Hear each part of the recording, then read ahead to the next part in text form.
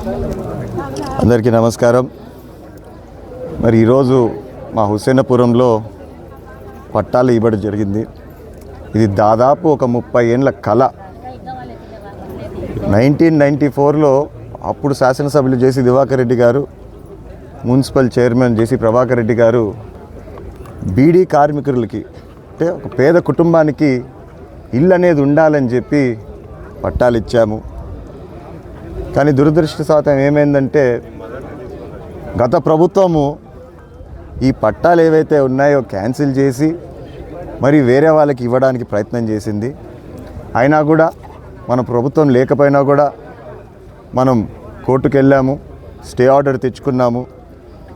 ఈ పేద ప్రజలకి ఈరోజు మళ్ళా వాళ్ళ ఇళ్ల స్థలాలు వాళ్ళకి చేరే విధంగా చేశాము.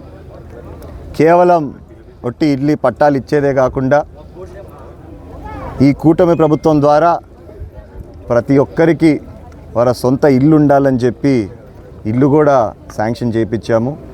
దాదాపు 2.5 లక్ష శాంక్షన్ అయింది. సో ఖచ్చితంగా రాబోయే కాలంలో వీళ్ళకి కావాల్సిన సౌకర్యాలు ఏవైతే రోడ్లు, విద్యుత్తు, నీటి సౌకర్యాలు కూడా ఇప్పిస్తాను తొందరలోనే అని చెప్పి హామీ ఇచ్చాను.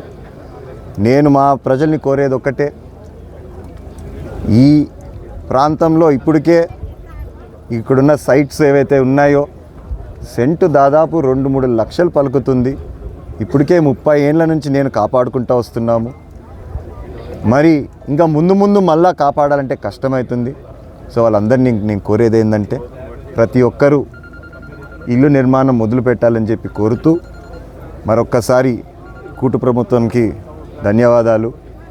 ఎందుకంటే కూటమి ఎప్పుడు ఒకటే ఆలోచిస్తుంది, ప్రతి వాడికి ఇల్లు ఉండాలా, కట్టుకోవడానికి గుడ్డు ఉండాలా, తినడానికి తిండి ఉండాలని చెప్పి.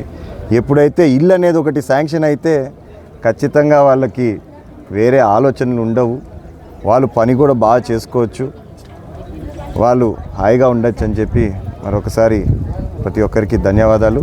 Thank you.